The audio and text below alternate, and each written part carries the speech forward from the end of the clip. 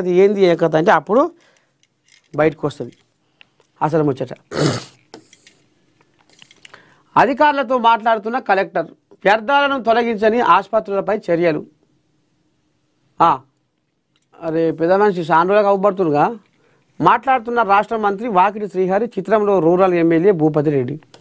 Urea కొరతకు కేంద్రమే కారణం, అందరికీ సంక్షేమ పథకాలు అందాలన్నదే ప్రభుత్వ ధ్యేయం. రాష్ట్ర పశుసంవర్ధక శాఖ మంత్రి వాకిటి శ్రీహరి. రాష్ట్రంలో యూరియా కొరతకు కేంద్రంలోని బీజేపీ ప్రభుత్వమే కారణమని రాష్ట్ర పశుసంవర్ధక శాఖ మంత్రి వాకాటి శ్రీహరి అన్నారు. శుక్రవారం నగర శివారులోని బైపాస్ రోడ్డులో గల నిజామాబాద్ రూరల్ ఎమ్మెల్యే క్యాంపు కార్యాలయంలో ఆర్మూర్లో ఏర్పాటు చేసిన విలేకరుల సమావేశంలో ఆయన మాట్లాడారు. రాష్ట్రానికి అవసరమైన యూరియా పంపకుండా కేంద్రం ద్రోహం చేస్తుందని, దీనివల్ల రాష్ట్ర రైతులు యూరియా కోసం అవస్థలు పడుతున్నారని అన్నారు.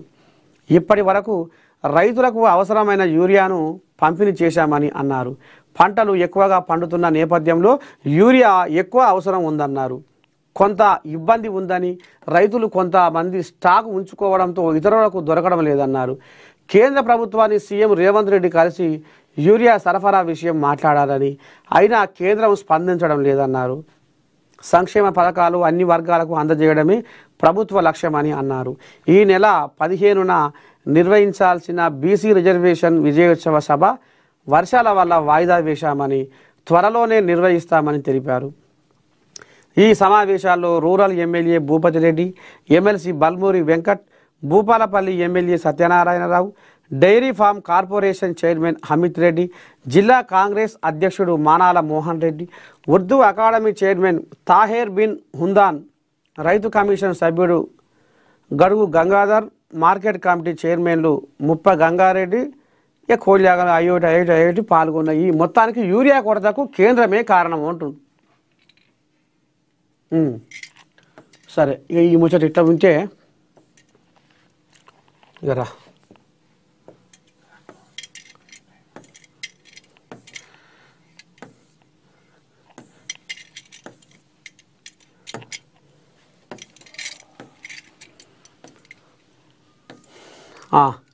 ఉపరాష్ట్రపతిగా రాధాకృష్ణన్ ప్రమాణం. హాజరైన ప్రధాని మోదీ, కేంద్ర మంత్రులు, తెలుగు రాష్ట్రాల గవర్నర్లు. భారత 15వ ఉపరాష్ట్రపతిగా చంద్రాపురం పొన్నుస్వామి రాధాకృష్ణన్ బాధ్యతలు చేపట్టారు. శుక్రవారం రాష్ట్రపతి భవన్లోని గణతంత్ర మండపంలో రాష్ట్రపతి ద్రౌపది ముర్ము ఆయన చేత ప్రమాణం చేయించారు. కార్యక్రమంలో ప్రధానమంత్రి నరేంద్ర మోదీ, మాజీ రాష్ట్రపతి రామ్నాథ్ కోవింద్, సుప్రీంకోర్టు ప్రధాన న్యాయమూర్తి జస్టిస్ బిఆర్ గవాయ్, మాజీ ఉపరాష్ట్రపతులు జగదీప్ ధన్కడ్, ఎం వెంకయ్యనాయుడు, హమీద్ అన్సారీ పాల్గొన్నారు. సరే, హైదరాబాద్ చుట్టూ 3 రైల్వే టెర్మినల్లు.